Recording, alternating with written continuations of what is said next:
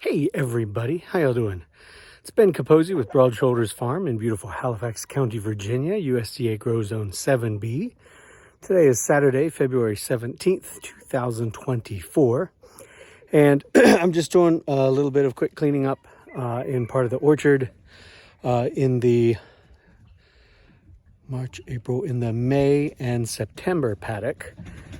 And I just want to talk a little bit about how I'm using brush and tree trimmings in the orchard. So if that's something that you're interested in, that's what's coming up next. So I've talked many times before about this diseased mulberry tree in the Rooster Run. It's got a condition called witch's broom, which can't really be treated by anything that I have available. Tree's about 40 feet tall. It was here when I got here, obviously, when I started working in the orchard. It sets just so little fruit, which is really depressing because a tree that big could feed, hundreds. Hey, Kevin, could feed hundreds of birds for months in other circumstances. But anyhow, so I'm slowly bringing that tree down, and I cut an awful lot of it out last spring or the winter fall of 2022, and I threw a lot of it over the fence here into this pile, which I meant to distribute. So this has been out here for at least a year and I have not distributed it, but today I was like, you know what, I'm going to start distributing this.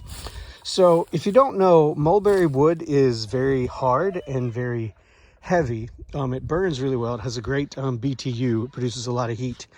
But now, after being out here for at least a year, probably a little bit more, it's all quite brittle.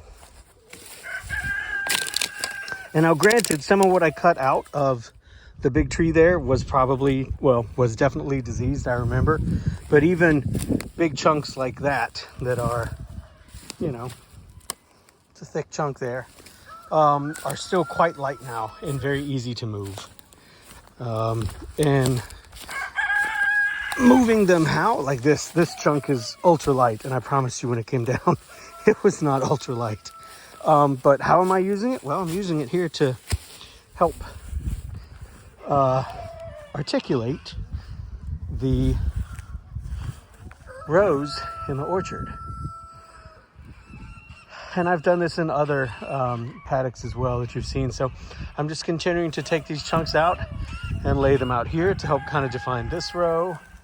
And then I'll put more of them down here to help define this row.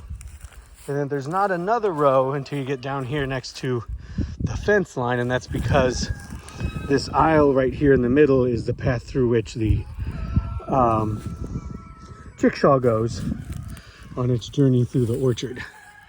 But it's just a nice way to use slash and dead wood trimmings and such to add more organic matter to a spot where you need it. I don't want to say ideally, but alternatively, you could have taken out, and this is where I've done this in previous years.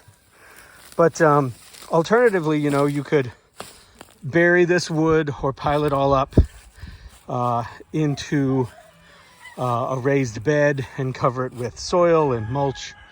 And that would be like a hugel bed, a hugel mound. Hugel culture is pretty interesting. I'm not an expert. I don't have a whole lot of experience with it, so I'm not going to talk about it too much other than to say my kind of version of doing that here is putting the wood down and then covering over with hay and mulch as I go through the season, rather than truly burying it under the soil and then covering it back over topsoil and building it up, quite high.